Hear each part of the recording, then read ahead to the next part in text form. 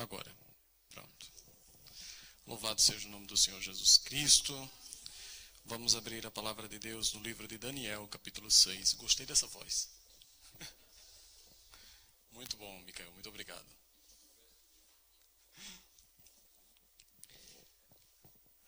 Todos estão em Daniel, capítulo 6? Vamos então orar ao nosso Deus. Senhor nosso Deus, nosso Pai, bendito seja o Teu nome. Senhor, nós queremos ouvir a Tua voz, queremos ouvir a Tua palavra, queremos entender, Senhor, os Teus desígnios para a nossa vida. Senhor, ministra em nosso coração aquilo que Tu, Deus, tem para nós, aquilo que Tu, Senhor, queres falar ao nosso coração, aquilo, Senhor, que Tu queres ministrar em nossa vida, revela-nos, abre a nossa mente, para que possamos entender qual seja a Tua perfeita e agradável vontade em nossas vidas.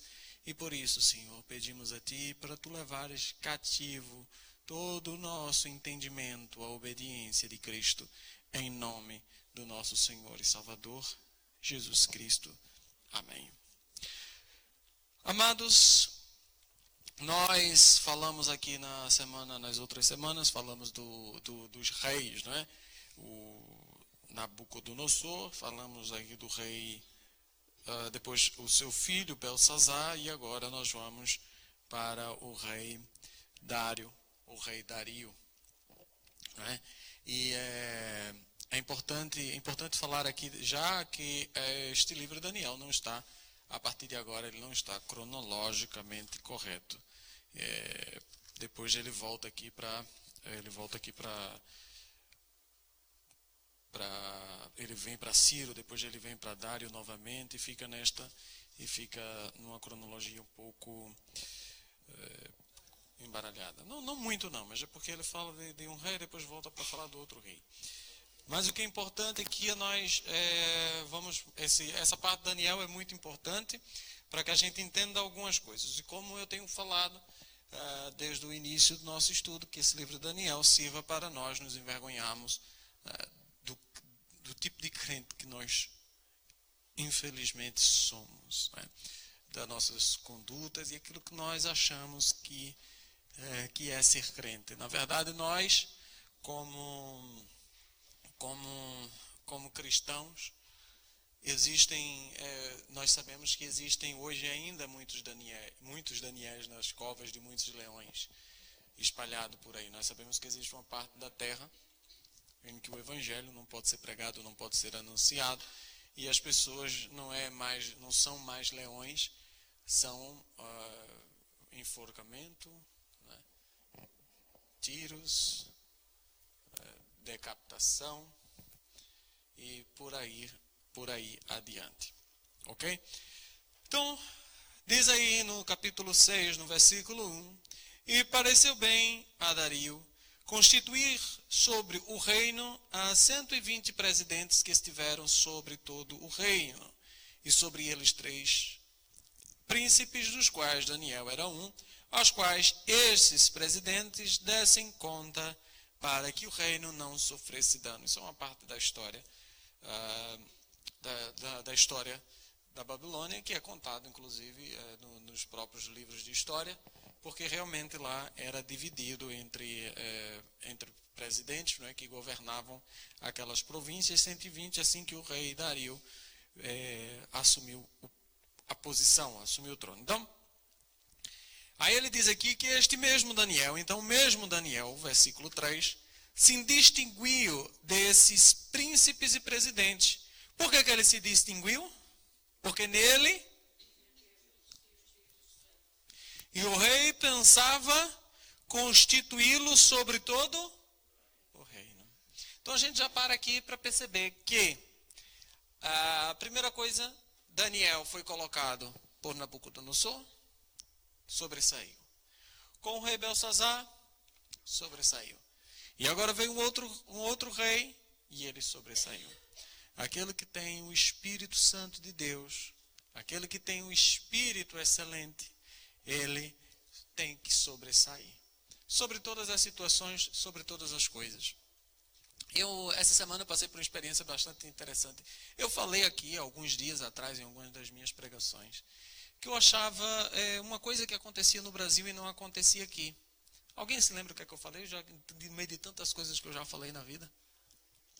Eu falei que lá no Brasil, nós conhecíamos o crente de ver.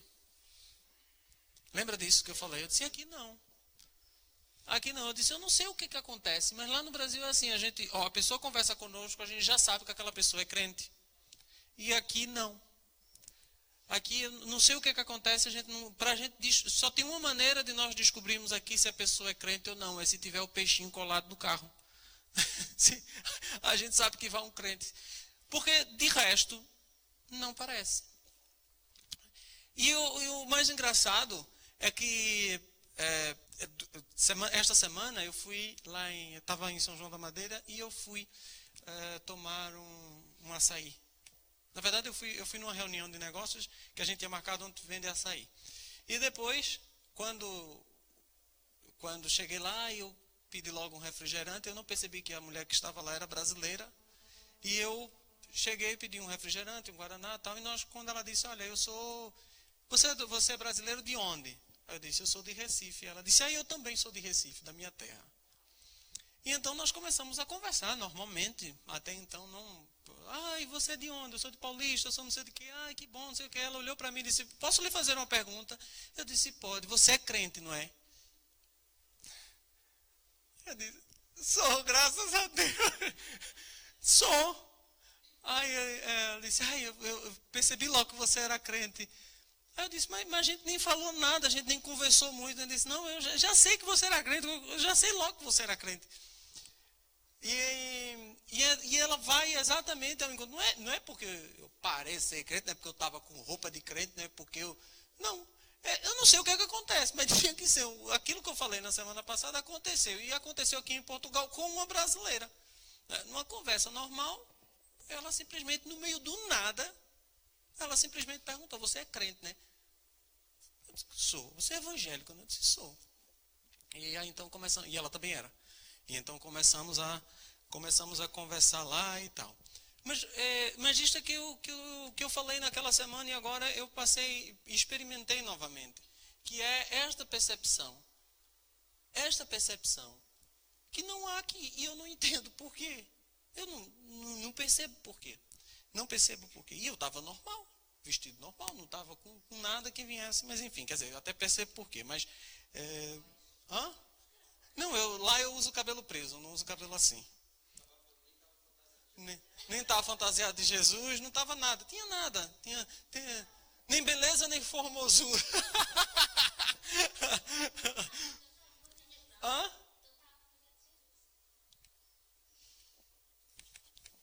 Sem graça. Mas pronto, então o que acontece? Para que nós... Isso eu chamo a atenção por quê? Para que nós possamos refletir a glória de Deus na nossa vida, para que as pessoas enxerguem em nós esse Espírito excelente. Certo? E esse Espírito excelente não é porque nós fazemos boas obras. Não é porque nós somos bons. Não é porque nós não falamos palavrão. Não é porque nós temos um outro palavreado. Não é porque... Não! É porque Ele por si só habita em nós. A glória não é nossa, não é pelo que nós fazemos, não é pelas nossas obras, é por Ele. É exclusivamente por Ele. Então, é o Espírito dele, é a busca por esse Espírito, é a busca por essa presença. Às vezes nós queremos sair de situações, entrar em lugares, tomar posições pelo que nós somos ou pelo que nós podemos proporcionar e não pelo que o Espírito Santo nos mostra para sair. O profeta Daniel, ele não estava assumindo uma liderança do templo, ele não estava assumindo uma liderança dentro da religião, ele não era nada da religião, era um trabalho como qualquer um outro. Era um trabalho simples de governar. Era um trabalho de governança. Ele estava lá assumindo a posição de um ministro, o que seria hoje de ministro, ou de governadores. não é? Então ele estava assumindo essa posição e ia legislar em coisas do mundo. Ia legislar sobre uma lei pagã. Ou seja, ele ia cumprir e fazer cumprir no seu reino uma lei pagã. E ele fazia com tamanha excelência aquilo que veio se destacar no meio do povo, no meio da nação. Então, como é que uma pessoa consegue se destacar tendo que viver sob as regras de uma nação ímpia, de um povo ímpio, numa posição de cumprir e fazer cumprir estas leis? E era de tal forma sobreexcelente que o próprio rei pensou em posicioná-lo, né, colocá-lo numa posição superior a todos os outros, que é o que diz aqui. Então,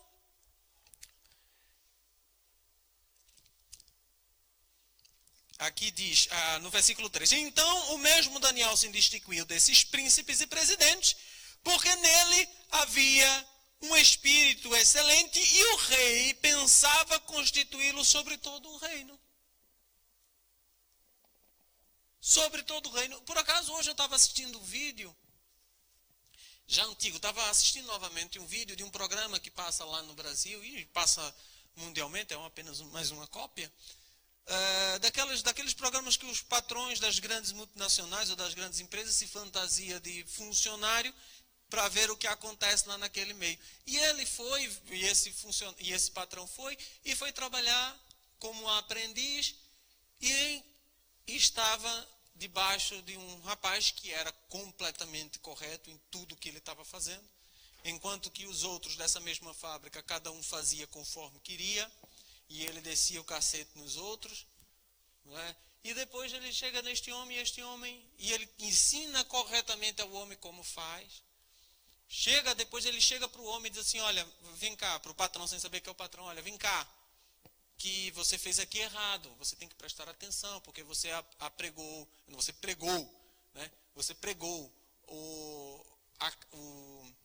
as paletes aqui, mas isto pode virar, então vai ser um transtorno para a empresa, então você tem que verificar. É pregando e ver se a pistola pregou corretamente, você não pode sair assim. Olha, e daí ele foi ensinando ao homem, passo a passo, tudo direitinho. Chegou um momento que ele disse, olha, você sabe qual é o segredo do sucesso? Sabe qual é o segredo de fazer isso aqui? Faça como se você estivesse fazendo para Deus. Porque se você estiver fazendo isso aqui para Deus, você vai estar fazendo o seu melhor. E o patrão, no final, quando se revela que é patrão, chorou e agradeceu por trabalhar junto com ele, por ter trabalhado junto com ele. Agradeceu por ter e disse, a frase que você me disse e que marcou a minha vida é, faça como se você estivesse fazendo para Deus. Eu tenho até medo de usar essa frase, né? Porque tem gente que se a gente faz como faz para Deus, faz mais relaxado ainda. Né? Muitas vezes nós queremos fazer as coisas para Deus, ou melhor dizendo, nós queremos que Deus faça as coisas para nós. E o que é que nós queremos? Como é que nós queremos que Deus faça para nós? Relaxadamente?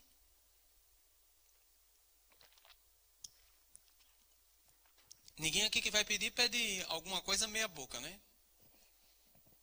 Ninguém aqui vai pedir meia boca. Senhor, eu estou precisando de 100, mas se o Senhor me der 10, está ótimo.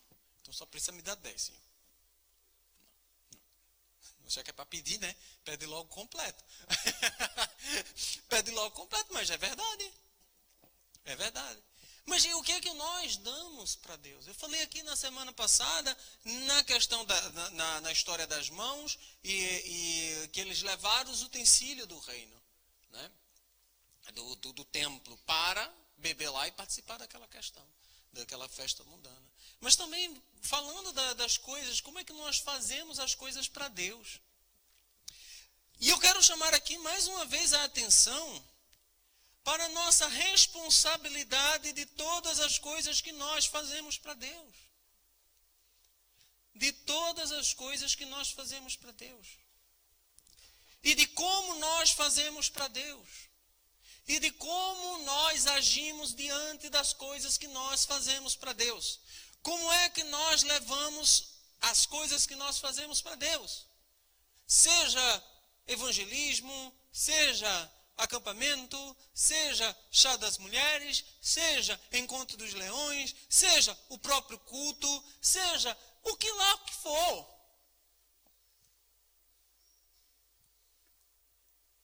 O apóstolo Paulo diz, olha, porque se fazemos de má vontade, não é?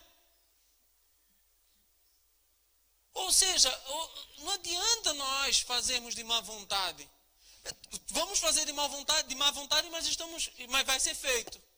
É o que o apóstolo Paulo diz, olha, vai ser feito, apenas uma dispensação me é confiada. Se eu faço de má fé, se eu faço de má vontade, se eu faço de má vontade, quer dizer, apenas alguma coisa eu sei que alguma coisa me vai ser dada, mas não é aquilo que tem que ser. Não é aquilo que tem que ser. E aí eu chamo a atenção para as coisas que acontecem na nossa vida, na nossa casa, no nosso meio, na nossa conduta, na nossa vida espiritual. Simples, na nossa vida espiritual, na nossa vida carnal. Na nossa vida, não precisamos.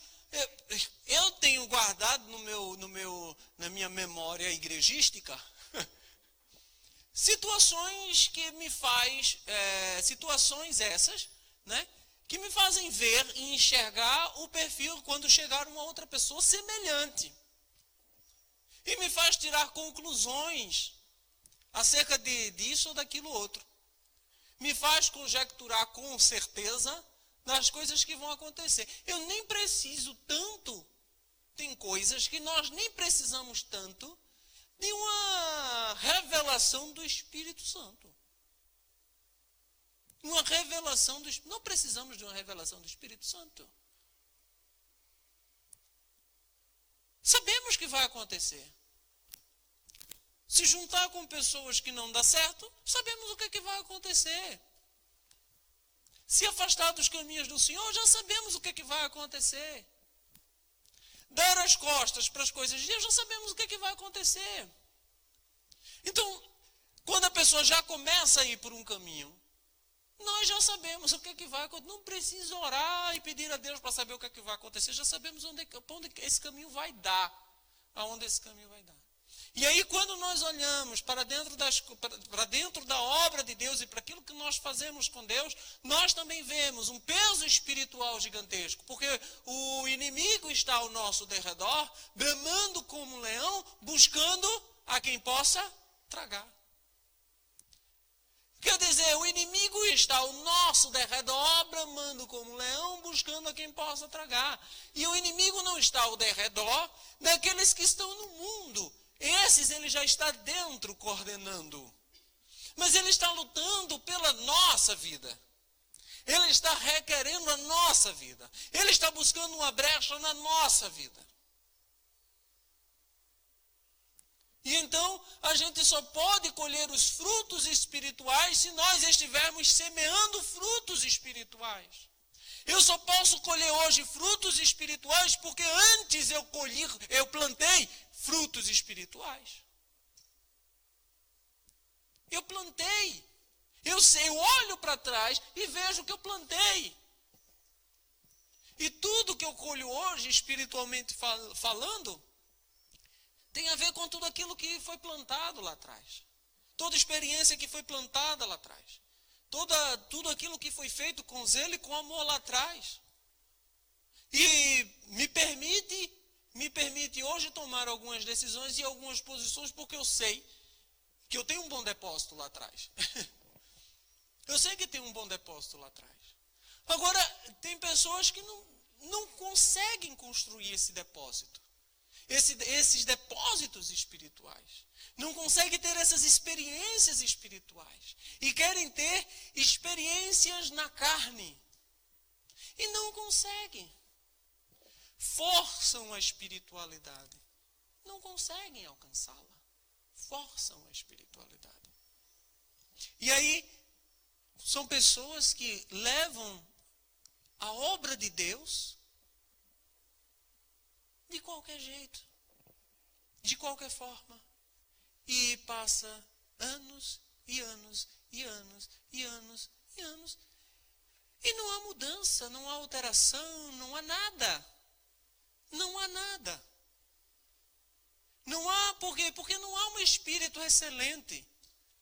E se não há um espírito excelente, não consegue fazer nada com excelência. Até consegue fazer uma coisa que aos olhos parece excelente, mas no meio do caminho estraga tudo. No meio do caminho estraga tudo. Não consegue levar uma coisa a cabo de forma excelente. Até começa, mas não consegue terminar. Porque o que é que falta? O espírito excelente. Um espírito excelente. Então, pessoas, infelizmente, nas igrejas, eu estava vendo o pastor da Igreja Batista da Lagoinha, esqueci o nome dele, não, o filho, André Valadão.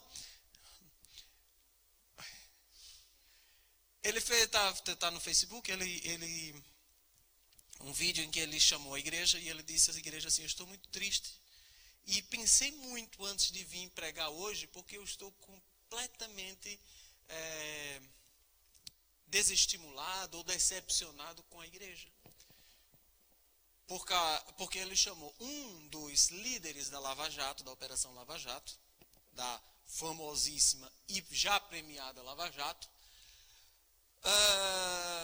um tal de Delanhol, é evangélico da Igreja Batista e é uma das pessoas importantes dessa operação que está lavando o Brasil da corrupção. Ele chamou este homem para pregar na sua igreja.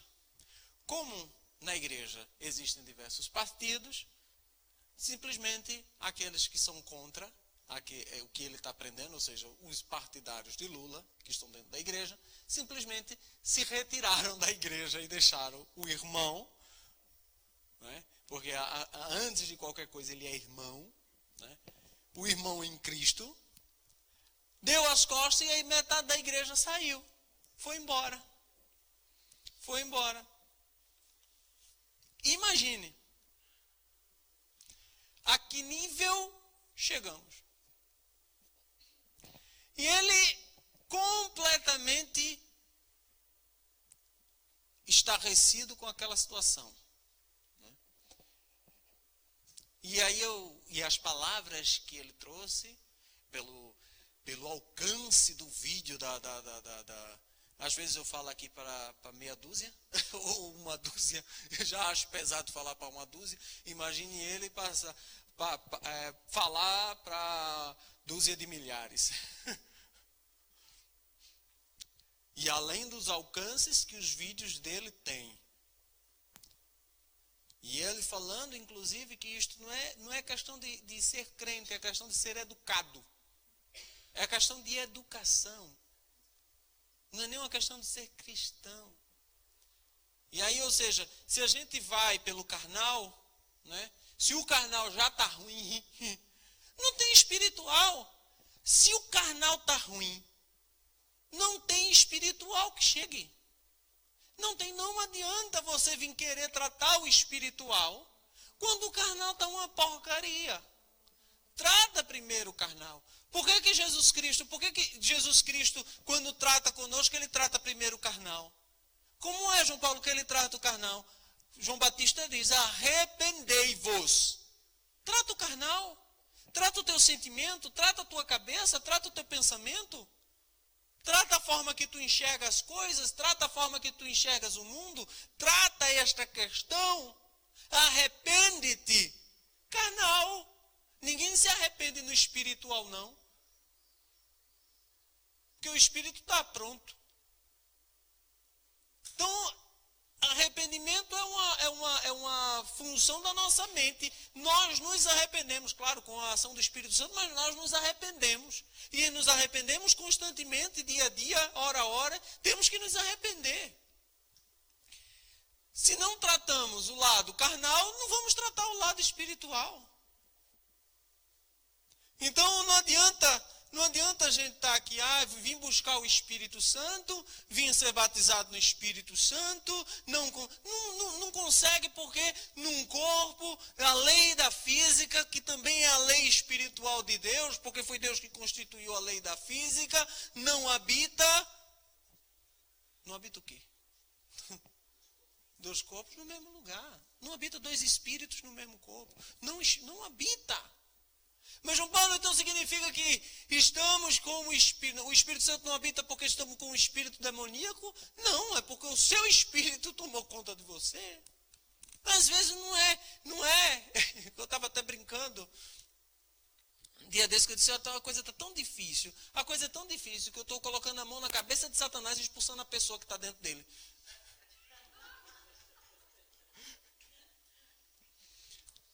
É sério, a gente está tirando o espírito ruim que está dentro de Satanás, porque as pessoas estão superando.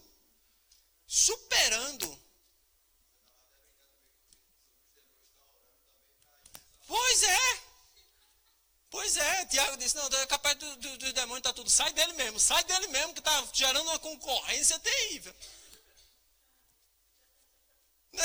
Está uma concorrência tão grande que é capaz do anticristo não vir nem possuído pelo próprio Satanás. Nem precisa mais de Satanás para nascer um anticristo. Porque estamos numa situação tão perversa, e o que me assusta é que isto é dentro da igreja. Me assusta não, porque o próprio Jesus Cristo perguntou, quando vier, pois, o Filho do Homem achará fé na terra? Achará. Nós estamos, quando eu prego sobre o Apocalipse, nós estamos nas duas últimas igrejas. A igreja fervorosa e a igreja apóstata. E o que é pior, as duas igrejas vivendo conjunta. E inclusive pode estar as duas aqui. Não sabe, mas está fazendo parte da igreja. A igreja de Filadélfia, se não me engano, a igreja de Laodiceia. São as duas últimas, né? Se não me engano. As duas juntas, vivendo juntos nos últimos tempos. E tão juntos e misturados que não faz nem separação de dentro de um próprio espaço físico. Então, a nossa busca, meus amados, pelas coisas de Deus, o que eu gostaria é que vocês experimentassem mais de Deus. Mas vocês só conseguem experimentar mais de Deus quando vocês abrirem os olhos espirituais. Para vocês observarem que tudo aquilo que você faz tem uma resposta direta no reino físico. Tudo aquilo que você faz no reino físico tem uma resposta direta no reino espiritual. Tudo aquilo que você faz no reino espiritual tem uma resposta direta no reino físico. Nós vivemos nesses dois reinos simultaneamente. Ainda que você não veja, mas você é carnal e você é espiritual ao mesmo tempo. Então, nossos olhos carnais estão mais aptos a enxergar do que os nossos olhos espirituais. Por que os nossos olhos espirituais não conseguem enxergar? Simplesmente porque não estão treinados para ver. Não estão treinados para ver. Não conseguem, e quando vê, não sabe o que é. Quando vê, não sabe distinguir as coisas. Não sabe entender as coisas. E aí, o que é que nós queremos? Nós nos achegamos a Cristo, nos achegamos à igreja, fazemos parte do corpo e queremos que todas as coisas à nossa volta seja transformada. Queremos. E por que nós queremos? Porque Ele transforma as coisas ao nosso lado. Porque Ele tem o poder de transformar, de mudar. Porque Ele tem poder para mudar toda uma situação. Só que quando Ele vai trabalhar, começa a trabalhar aqui dentro. Só que para trabalhar aqui dentro, ele não é violador.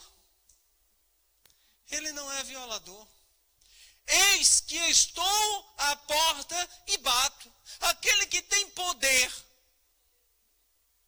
aquele que tem poder para abrir as portas, que tem a chave na mão, que abre e ninguém fecha, que fecha e ninguém abre. Aquele que tem poder para transportar montes, aquele que tem poder para atravessar a parede, aquele que tem poder para fazer tudo o que ele quer, aquele cuja palavra diz, me é dado todo o poder nos céus e na terra, está à porta e bate.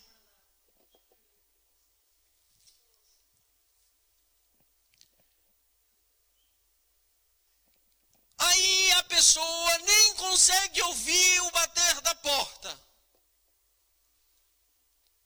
Outras são um pouco mais espirituais, conseguem ouvir o toque-toque, mas não consegue forças para se levantar e abrir. Preguiçosos espirituais. Tá, deixa eu tocar mais um pouquinho, que eu acho que ele não vai embora tão cedo, não. Ele não desiste, não. Ele não desiste de mim, não. Mas esquece que o versículo continua. Se abrires. Se não abrires, ele não vai entrar. Não vai ceiar contigo. Não vai proporcionar. E isso significa que você pode entrar no cristianismo, mas o cristianismo não entrar em você. Você pode entrar no reino dos céus, mas o reino dos céus, que é a igreja hoje, não entra em você. Você pode entrar na igreja, mas a igreja não entrou de você. Você pode fazer parte da igreja, mas a igreja não faz parte de você.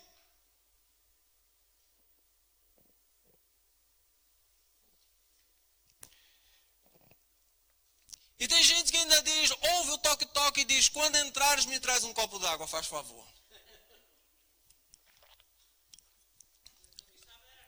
Está aberta. E bate os pés, tira o sapato.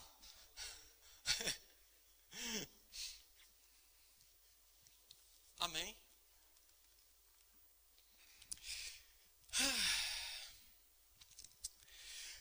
Aí diz aqui que o rei pensava, ainda não saí do 3, misericórdia. Um versículo para cada 10 minutos, estou ótimo. Aí diz aqui que o rei pensava constituí-lo sobre todo o reino. Então, os príncipes e os presidentes procuravam achar ocasião contra Daniel a respeito do reino. Aí, os seus inimigos vê que ele vai ser levantado mais do que eles, enciumados, vão procurar situações contra Daniel. Aí a expressão aqui é fantástica. Mas não podiam achar ocasião ou culpa alguma. Vamos pegar Daniel? Vamos. O que é que nós vamos acusar? Não sei, o cara é perfeito, tem nada que acusar. Acusa ele de roubo, ele não rouba. Acusa ele, ele não vai. Coloca um porco bem suculento na frente dele, ele é judeu, não vai comer. Por que a gente vai pegar esse Daniel?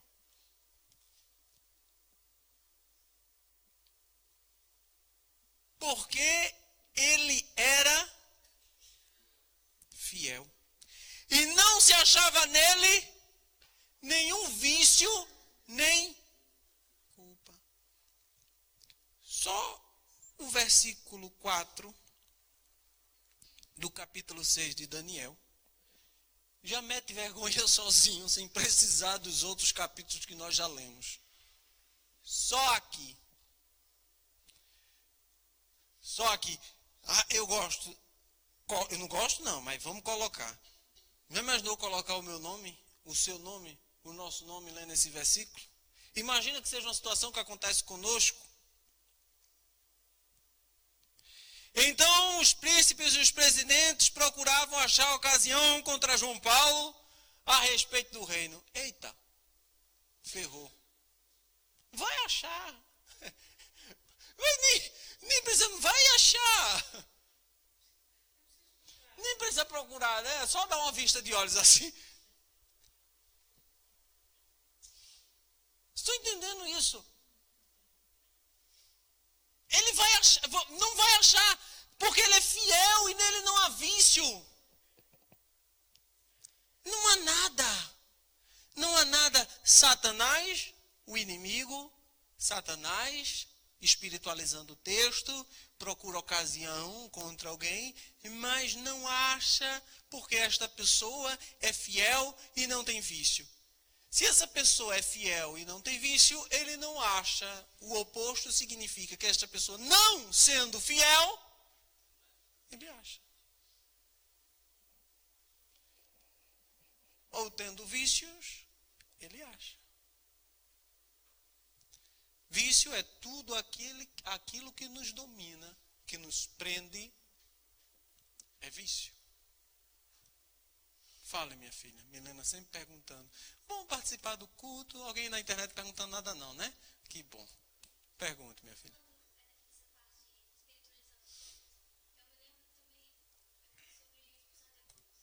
Sim.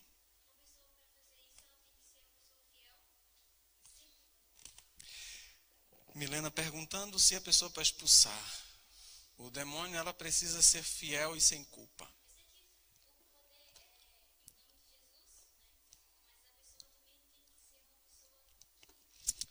É uma boa pergunta.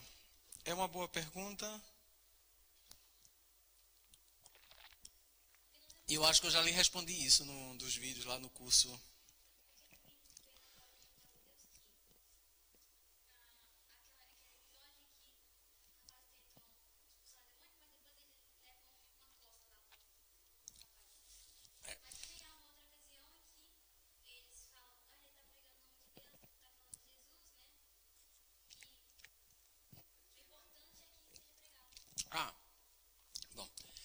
Nessa questão do espírito, do expulsar o demônio, é uma questão, primeiro, para já é uma questão muito complexa. É uma questão muito complexa. Realmente, nós precisamos ter em conta duas coisas. Primeiro de tudo, nós temos que ter noção de duas coisas. Primeiro, que Satanás ele é astuto. Segundo lugar, não há nada, absolutamente nada, que nós venhamos a fazer que venha expulsar Satanás. Não há nada, não há santidade, não há nada que venhamos a fazer que vai expulsar Satanás. A única coisa que expulsa Satanás é o nome de Jesus. Em meu nome expulsarão demônios. Agora, para que isto ocorra, é necessário que haja fé.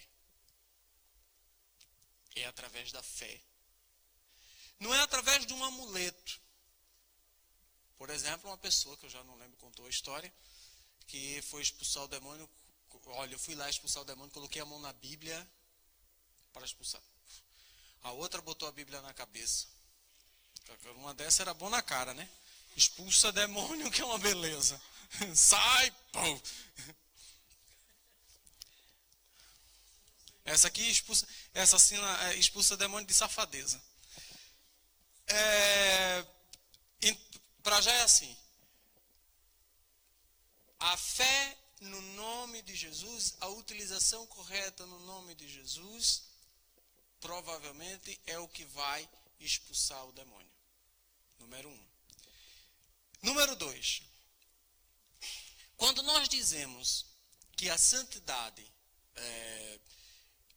quando os discípulos voltaram e não conseguiram expulsar o demônio, Jesus Cristo disse, essa casta, ele foi bastante específico, aquela casta de demônio não sai se não for com jejum e oração. Precisava uma casta de demônio que precisava de jejum e oração. Então, dentro da hierarquia espiritual, existem diversas diversas lutas que nós travamos com diversas classes de demônios, assim como existem classes angelicais, existem classes de demônio. E com cada uma delas é uma forma diferente de tratar. Todo mundo que trabalha na questão da libertação e da batalha espiritual, por exemplo, e a gente vai ler aqui em Daniel mais à frente, a gente vai entender muito isso, que existem demônios que são chamados de principados e potestades, e essas potestades, elas não se manifestam. Então aí não sai nem no nome de Jesus. Por quê? Porque só sai no nome de Jesus se tiver possessão. Então, o que é que, se houver possessão, você expulsa em nome de Jesus. Essa casta de demônios só sai em nome de Jesus, com muito jejum e muita oração, muita preparação, para guerrearmos em lugares celestiais. Não é? Eu disse, não sai nem com o nome de Jesus, é nesse sentido, né? Não há uma manifestação que você coloca a mão, diz sai em nome de Jesus e aquela manifestação vai embora, porque não há manifestação. Necessita sim de uma preparação para entrar nesta batalha, porque a retaliação vem. Essa questão da libertação, de estar santificado, tem muito mais a ver com a questão da retaliação que sofre, e aí é a questão que entra a retaliação desses filhos de Seva, né?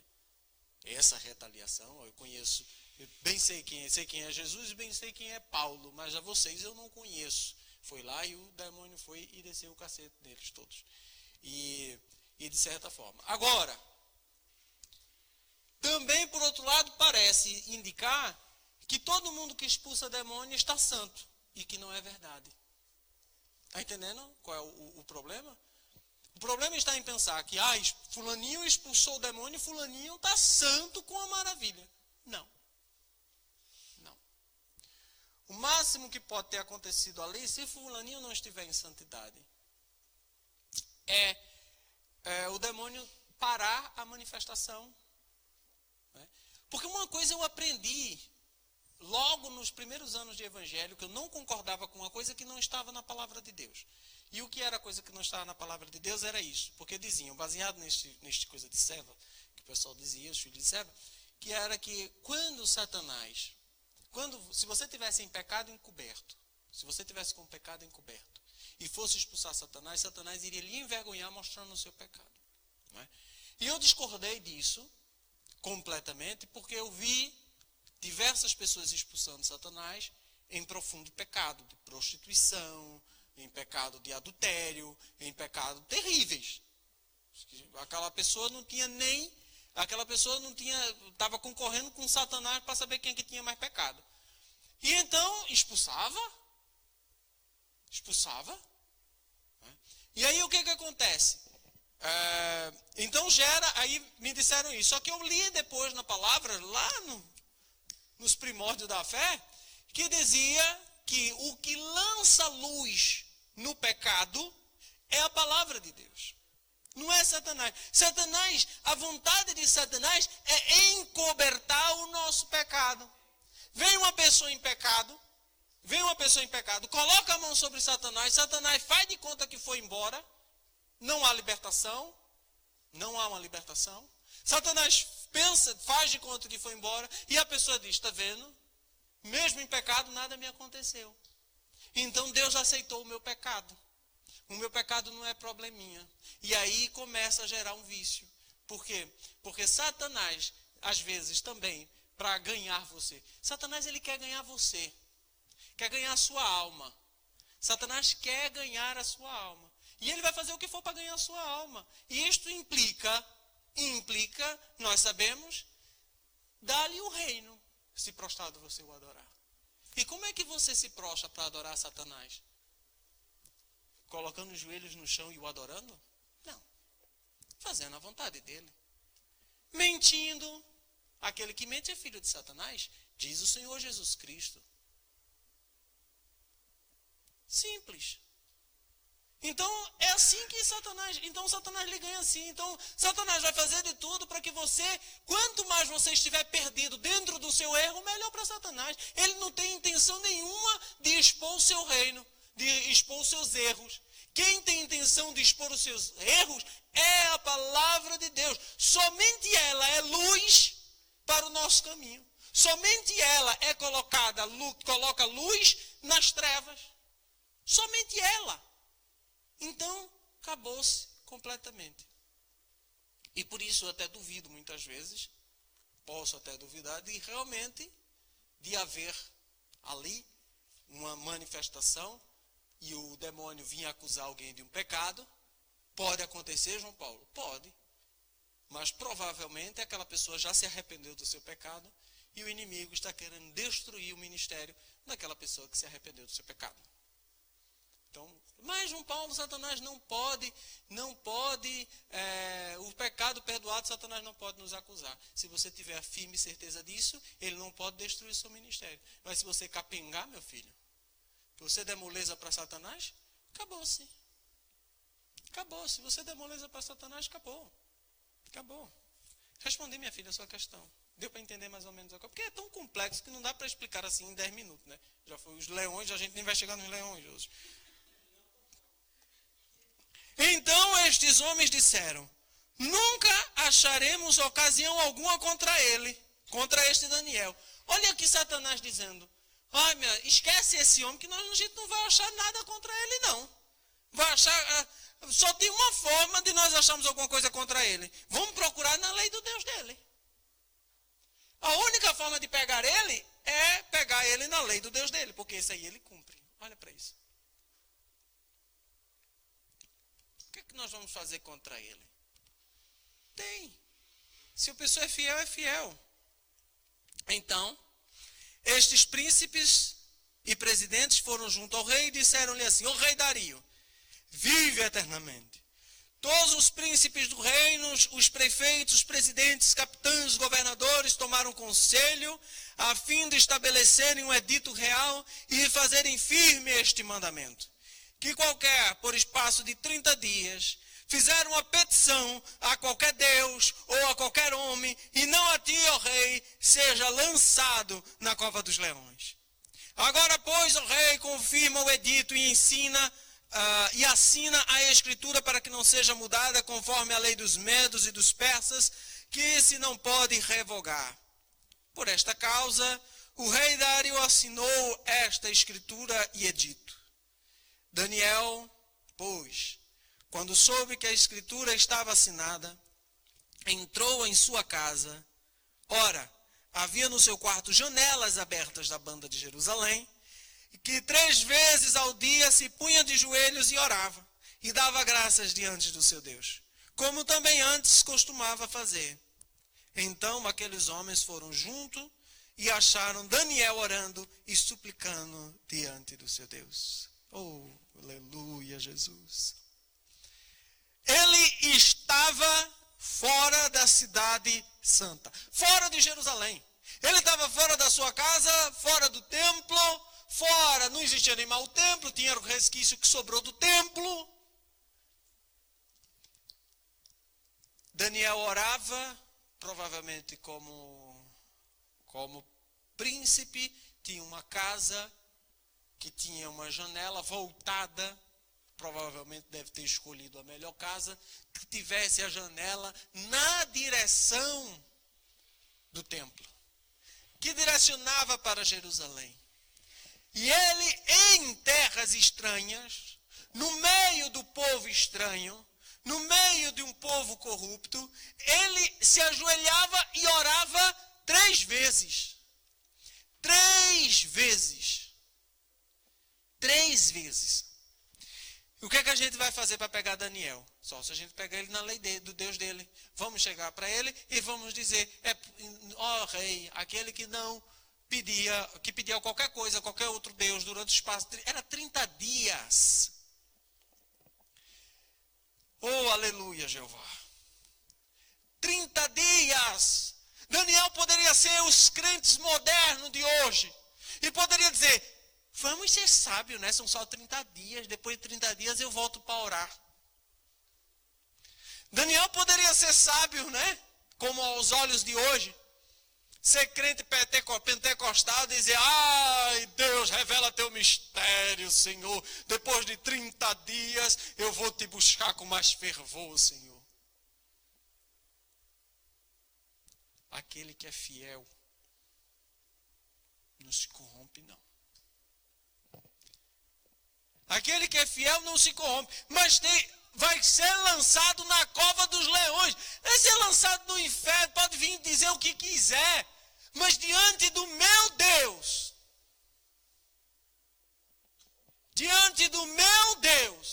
eu não vou deixar de fazer aquilo que deve ser feito, que é orar 3 vezes ao dia. Eu tenho feito e vou continuar a fazer, porque não vai ser um edito que me vai impedir. Muito pelo contrário, agora eu vou orar em dobro, porque se eu for pego, não existe lei humana que se sobreponha à lei de Deus. Se saísse um edito desse hoje, dizendo que no espaço de 30 dias ninguém pudesse fazer nenhum tipo de pedido, a igreja ainda continuava do mesmo jeito. Porque tem gente que não ora. Tem gente que não busca a Deus. Tem gente que odeia Deus. Tem gente na igreja que odeia Deus. Odeia, Laura. Sabe por quê? Misericórdia mesmo. Sabe por que odeia? Porque não quer estar com ele. Odeia ele porque não o busca. Odeia ele porque não quer ouvir a voz dele. O que é que você faz com a pessoa que você odeia? Mantém distância. O que é que você faz com a pessoa que você não gosta? Não o busca. Não se encontra com ele, não marca encontro com ele, e quando ele aparece de um lado da rua, se atravessa e vai para o outro. Estão dentro da igreja, mas odeiam o Deus da igreja porque não o busca. Ainda que com sua boca o louve. Ainda que com sua boca o louve. Mas não gasta tempo buscando. E quando gasta um pouquinho mais de tempo, conseguiu passar 1 minuto orando, que o próprio Deus já começa a se manifestar, vai embora. Vou embora porque as minhas petições já acabaram, vou ficar fazendo o que aqui? Não tem mais o que pedir.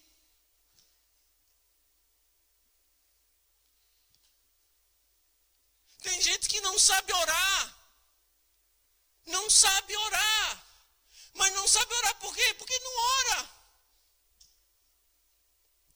Porque não ora. Não existe. Minha gente, o que é que não sabe orar? O que é que não sabe? Não sei orar? O que é isso? Sabe conversar, sabe falar, sabe contar histórias, sabe fofocar. Não sabe orar. Aquele que não ora e não busca a Deus, odeia a Deus. Eu não tenho dúvidas quanto a isso. Porque quando a gente ama alguém, a gente não quer sair de junto dessa pessoa. A gente vira um grude.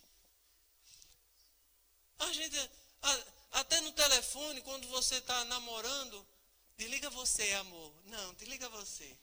Não, vá, desliga você. Então fazer o seguinte, vamos desligar os dois ao mesmo tempo. Tá bem. 1, 2, 3. Enganou, tá vendo? Você ainda tá aí. Vá, desliga você. Não é? É.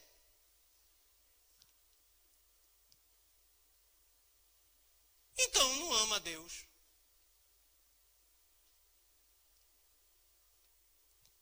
Quer usar Deus como alguém que eu vou pedir qualquer coisa. Daniel não, Daniel amava Deus. Eu vou deixar, porque um rei mandou dizer que eu não fosse pedir nada a ninguém que seja. Não, vou pedir. Vou continuar orando. Vou continuar orando ao meu Deus. Vou continuar fazendo as petições. Vou continuar buscando a Deus. O homem que sabia, tinha convicção. O cara tinha convicção de que aquele crente não ia resolver, não ia respeitar aquele edito. Se põe na janela e vê Daniel orando ao seu Deus.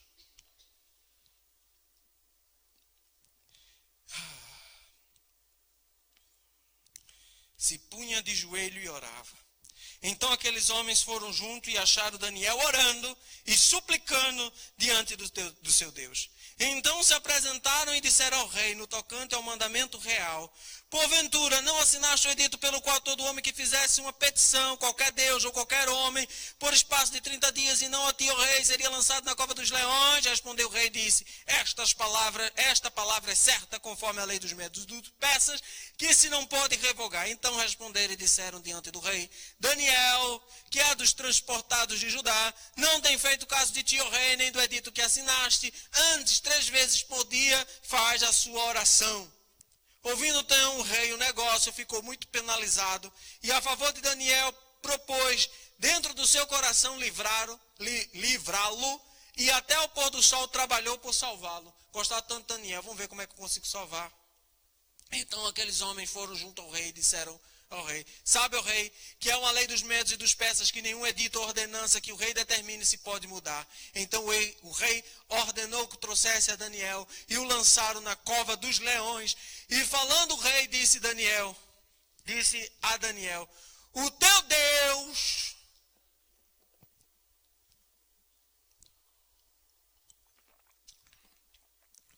Jeová, aleluia, a quem tu serves no domingo de tarde, nas terças à noite,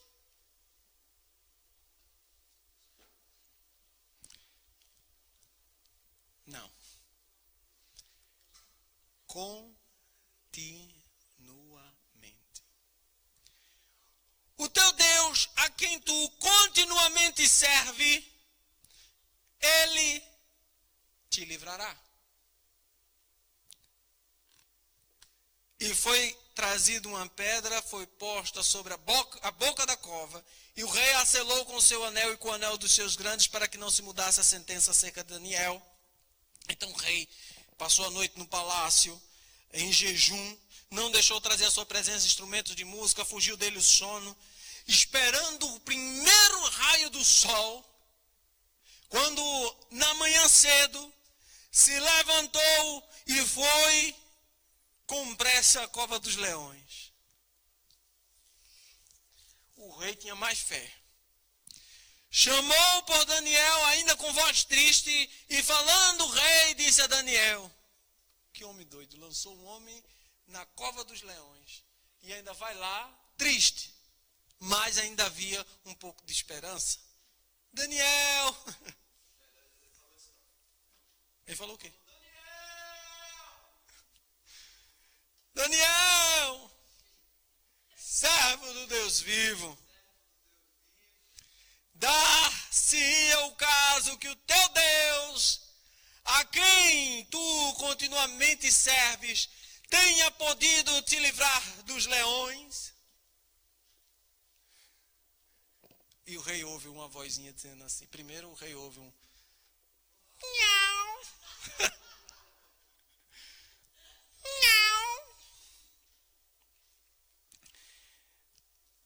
Então o Daniel falou ao rei: ó rei, vive para sempre. O meu Deus enviou o seu anjo e fechou a boca dos leões para que não me fizessem dano, porque foi achada em mim inocência diante dele. E também contra ti, ó rei, não tenho cometido delito algum. Aleluia. Deixa eu pregar isso daqui. Oh, Jesus do céu. Já encerro. Já sabemos onde vai terminar essa história.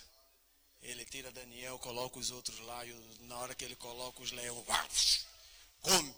O leão passou a noite em jejum, já estava durante dias. Meu amado, eu quero fazer uma comparação. Uma comparação muito simples com a nossa vida. Uma comparação muito simples com cada um de nós. Todos nós, me incluo, claro, obviamente nisto. Daniel estava na cova dos leões, famintos. Sadraque, Mesaque e Abednego já esteve na fornalha com o rei Nabucodonosor. Ele estava foi lançado sozinho dentro da cova dos leões. Meu amado, quantas vezes nós somos lançados nesta vida dentro da cova dos leões?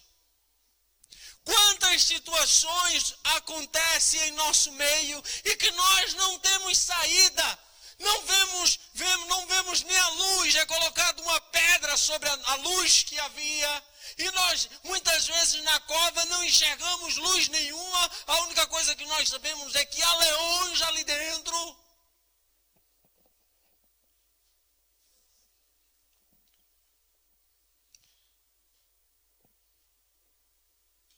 E Daniel diz a palavra de Deus, Daniel responde: ó rei, o meu Deus me enviou um anjo.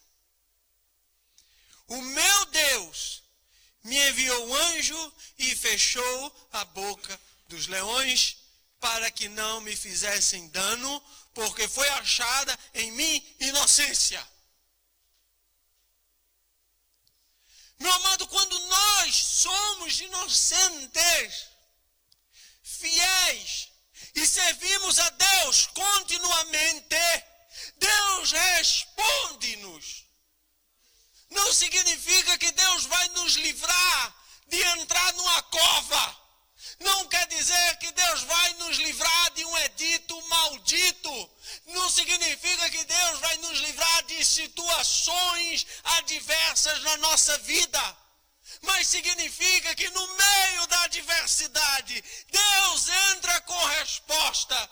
Deus entra com resposta para que não chegue dano nenhum sobre nós. E o que é que nós precisamos fazer? Apenas buscar a Deus continuamente.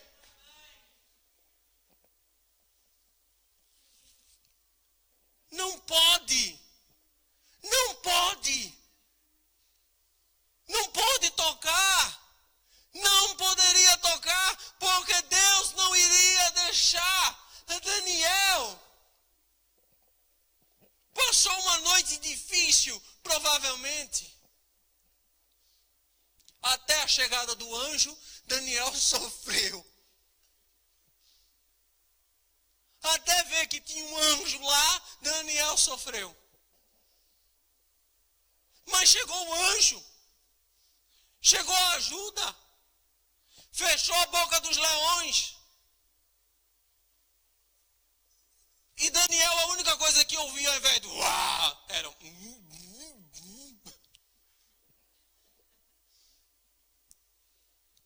Sabe, muitas vezes nós queremos o auxílio de Deus, nós queremos o anjo de Deus, nós queremos que as situações não causem danos na nossa vida, no nosso corpo. Nós não queremos essa situação está muito difícil, o que é que eu tenho que fazer? Vou pedir conselho aos pastores, vou pedir conselho ao escambau, eu quero saber o que é que eu tenho que fazer. Só existe uma coisa que você tem que fazer: busca a Deus continuamente.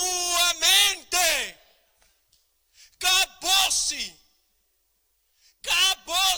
Busca a Deus continuamente, ainda que você não saiba o que tem que fazer, ainda que você não saiba como se livrar do edito, ainda que você não saiba como se livrar da cova, ainda que você não saiba como se livrar do rei. Busca a Deus continuamente. Resolve o problema. Mas as pessoas que não amam a Deus, não gostam de buscar a Deus, não gostam de ouvir a voz de Deus, não gostam de passar tempo com Deus, não vai ter resposta de Deus e vai continuar vendo as suas coisas sendo tocadas, a sua paz sendo tocada, a sua esperança sendo abalada, a sua fé sendo destruída.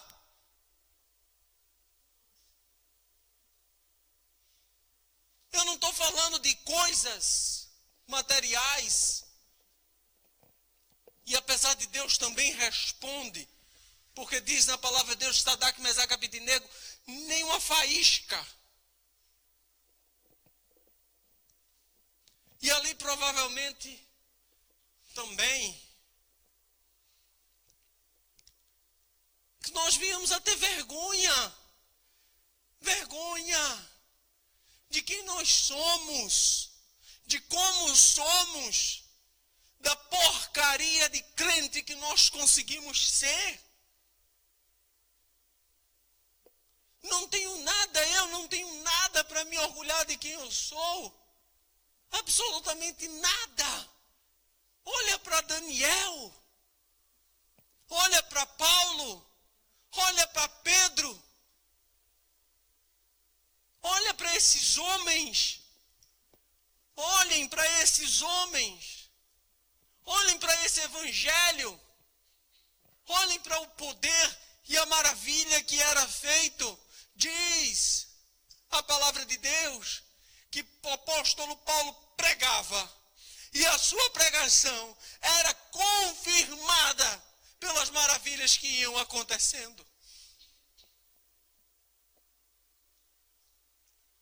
Diz a palavra de Deus que aonde o apóstolo Pedro passava, as pessoas doentes eram colocadas na sombra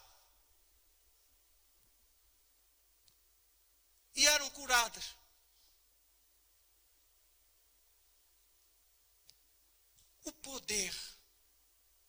O poder daquele que tem intimidade com Deus.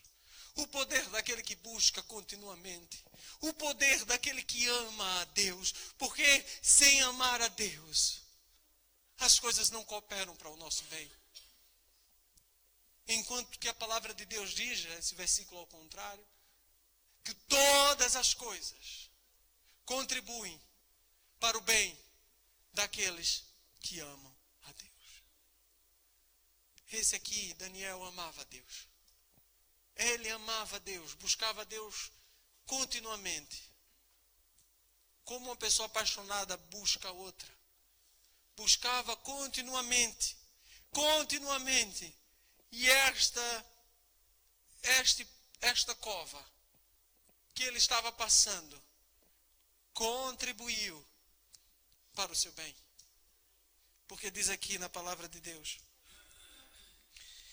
no versículo 24 em diante, que foram trazidos aqueles homens que tinham acusado Daniel, foram lançados na cova dos leões. E o rei, no versículo 25, diz que o rei então escreveu um outro edito a todos os povos. E ele fez um decreto, no versículo 26 diz, que em todo o domínio do meu reino, os homens tremam e temam perante o Deus de Daniel. Veja como aquele mal, como todas as coisas cooperaram para o bem de Daniel. Porque ele é o Deus vivo, para sempre, permanente. E o seu reino não se pode destruir. E o seu domínio é até o fim. Um ímpio estava glorificando a Deus pela vida de um homem que buscava a Deus continuamente. Ele livra e salva, opera sinais e maravilhas no céu e na terra. Ele livrou Daniel do poder dos leões. Este Daniel, pois, prosperou no reinado de Dario e no reinado de Ciro, o persa. Todas as coisas contribuem para o bem daqueles que amam a Deus. Meu amado, quer que a coisa que está acontecendo, má ou boa, péssima ou excelente, contribuam para o teu bem. Segredo qual é? Ama. Fica de pé em nome do Senhor Jesus Cristo. Meu amado, quem ama a Deus, não corrompe a sua palavra, não corrompe a sua igreja, não corrompe o seu ministério. Aquele que ama a Deus não se corrompe com as coisas desse mundo. Aquele que ama a Deus obedece, abre a mente leva a mente cativa à obediência de Cristo. Aquele que ama a Deus se afasta da corrupção deste mundo. Aquele que ama a Deus busca a santidade. Aquele que ama a Deus verdadeiramente busca as coisas que são de Deus. Amém? Senhor, nosso Deus, nosso Pai, te agradecemos por essa palavra ministrada em nossa vida, Senhor. Deus, nos ajuda a te amar, Senhor, como convém, Senhor, amar a um Deus maravilhoso, lindo, Pai. Em nome do Senhor Jesus Cristo, que não seja apenas palavras que saiam da nossa boca, Deus, mas que o amor saia do nosso coração, que o amor saia, Senhor, exale, Deus, sobre os nossos poros, ó Deus, que nós possamos viver este amor por Ti, Senhor. Que cada um, Senhor, que está ouvindo essa mensagem, que ouviu essa mensagem, Senhor, quer estando aqui, estando em casa, Pai, toca, Senhor, esta pessoa. Deus, toca o coração endurecido. Toca, Pai, em nome do Senhor Jesus Cristo. Faz ela te amar, Deus, como ela gostaria de te amar, Pai. Em nome do Senhor Jesus Cristo, que esta palavra seja um alerta do Teu Espírito Santo, Senhor, sobre aqueles que não Te buscam, sobre aqueles que não guardam tempo contigo, sobre aqueles que não ouvem a Tua palavra, a Tua voz já há algum tempo, sobre aqueles, Senhor, que acham que está tudo bem, mas não Te conhece, Senhor. Em nome do Senhor Jesus Cristo, toca, Senhor, na vida daqueles, ó Deus, que só Te conhece de ouvir falar, Pai. Toca, Senhor, o Teu toque especial, Pai, o Teu toque de amor, de misericórdia, Senhor, sobre a vida desta pessoa, em nome do Senhor Jesus Cristo, Pai. Ministra, Senhor, o Teu amor sobre a vida dessas pessoas, sobre as nossas vidas, sobre a minha vida, em nome do Senhor Jesus Cristo. Nos ajuda a Te amar, Senhor, mais do que qualquer outra coisa neste mundo. Em nome do Senhor Jesus Cristo, nos dá uma continuação de semana abençoada, em nome do Senhor Jesus Cristo. Nos dá uma semana vitoriosa em Teu nome, em nome do Senhor Jesus Cristo. Abençoa, Senhor, o evangelismo que vamos fazer. Abençoa, Senhor, os eventos que vamos fazer, em nome do nosso Senhor e Salvador Jesus Cristo. Amém. Graças a Deus. Vamos em paz, em nome do Senhor Jesus Cristo.